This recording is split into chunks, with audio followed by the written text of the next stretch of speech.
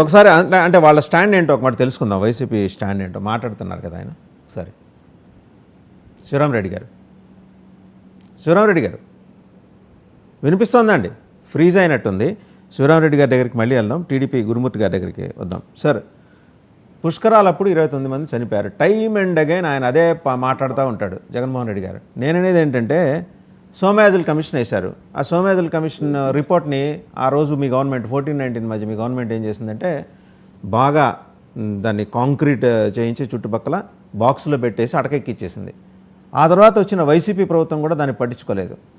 మరి జరిగింది ఏంటో, ఆ మతలం ఏంటో మాకు అర్థం కాలేదు. ఇవాళ మళ్ళీ మీరే వచ్చారు కదా, అదేమన్నా బయటికి తీసి ఆ రోజు ఒక ప్రముఖ సినిమా దర్శకుడు అక్కడ పుష్కర ఘాట్ల మీద చేసిన ఫీట్లు ఉన్నాయి చూసారా, వాటికి సంబంధించిన వివరాలు బయట పెడతారా? అక్కడ జరిగింది తప్పు పొరపాటు అయితే మీరు ఒప్పుకోవడానికి సిద్ధంగా ఉన్నారా వెంకట గురుమూర్తి గారు?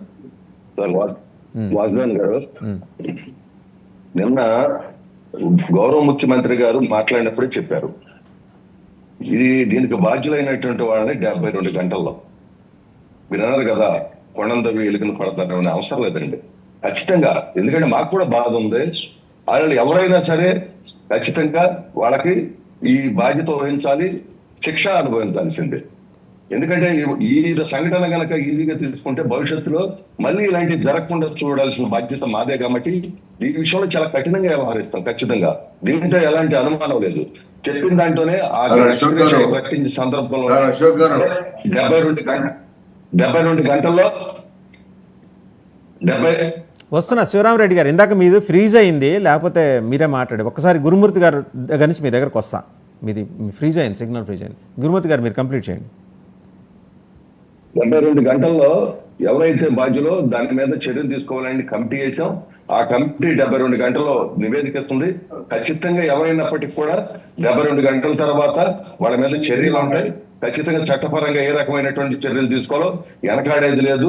భవిష్యత్తులో ఇలాంటి సంఘటనలు జరగకుండా చూసే బాధ్యత కూడా కూటమి ప్రభుత్వం మేము తీసుకుంటాం. జరిగింది దురదృష్టకరం, మాకు కూడా బాధ ఉంది. ఎందుకంటే ఎవరు తప్పు చేసినా తప్పే, మా టైంలో తప్పు జరిగింది తప్పే, మేము కాదంటలా. దానికి మేమేమి సర్ది చెప్పుకుంటాం లేదంటే ఆ రోజు 2021లో కాంట్రాక్ట్ పెట్టారు కాబట్టి. రైట్. శివరామరెడ్డి గారు కైండ్లీ మీరు మ్యూట్ లో ఉండండి. శివరామరెడ్డి గారు మీరు మ్యూట్ లో ఉండండి, వారు మాట్లాడుతున్నారు. దయచేసి మీరు మ్యూట్ లో ఉండండి. సార్, గురుమూర్తి గారు మీరు కంప్లీట్ చేయండి. రైట్. 2021లో ఉన్నటువంటి కాంట్రాక్టర్ ఏం చేశాడో, ఇప్పుడు వచ్చినాక ఏం జరిగిందో ఇవన్నీ కూడా 72 గంటల్లోనే చేస్తాం.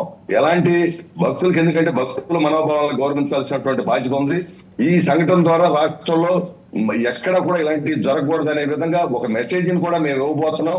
ఈ చర్యల ద్వారా ఒక మెసేజ్ ఇవ్వబోతున్నాం. ఖచ్చితంగా ఇవన్నీ కూడా జరిపి తీరతాం. ఎందుకంటే ఈ పవిత్రమైనటువంటి దేవస్థానాన్ని మీరు ఇందాకే చెప్పారు. మరి పోతుపాటు వారి యొక్క దీన్ని మనం శంకించాల్సినటువంటి బాధ్యత మరి అవసరం లేదు. ఎందుకంటే వాళ్ళు భక్తుల తర్వాత ఏదైనా మీరు కూడా చాలా చక్కని విషయాలు చెప్పారు. కాబట్టి మేము ఎప్పుడు కూడా దానికే కట్టుబడి ఉన్నాం. ఏదైతే ఆ వంశం చేసేటువంటి ఇది ఉందో దానికి ఈ రోజు కూటమి ప్రభుత్వం కట్టుబడి ఉంది. ఎవరు ఎంత తోడైనా కూడా రేపు 72 గంటల తర్వాత మరి మీరే చెప్తారు, ఖచ్చితంగా చర్యలు. రైట్. శివరామరెడ్డి గారు మాట్లాడతారు. శివరామరెడ్డి గారు కొద్దిగా మీ సిగ్నల్ ప్రాపర్గా ఉందో లేదో చూసుకోండి. ఇందాక ఫ్రీజ్ అయింది. I believe now it is okay అండి. శివరామరెడ్డి గారు ఇప్పుడు పార్థసారథి గారు చెప్పేది అంతర్వేదిలో ఏమైంది, పుట్టిలో ఏమైంది, విజయవాడలో ఏమైంది అంటే వాళ్ళు చూడటం చూస్తున్నారే తప్ప వాటిన్నింటి మీద జగన్మోహన్ రెడ్డి గారు తీసుకోవాల్సిన చర్యలు ప్రభుత్వ నేతగా తీసుకోవడం జరిగింది. గతంలో విజయవాడలో చంద్రబాబు నాయుడు గారు ఉన్నప్పుడు టెంపుల్ దాన్ని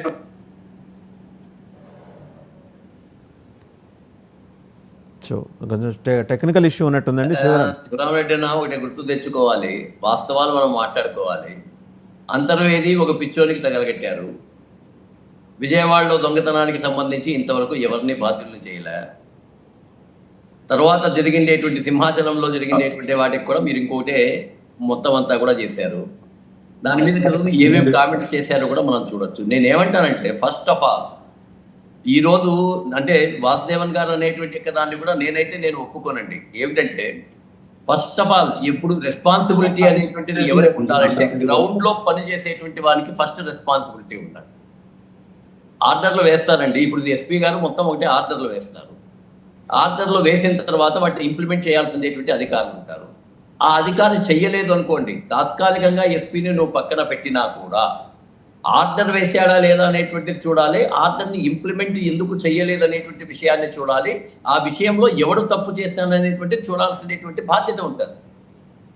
అయితే దురదృష్టం ఇక్కడ ఏమైపోయిందంటే మనము అందరం అండి, I'm not at all denying any party, అవకాశవాద రాజకీయాలు మాత్రమే చేస్తున్నాము. నిజమైనటువంటి యొక్క అభివృద్ధి రాజకీయాలు మనం చెయ్యడం లేదు.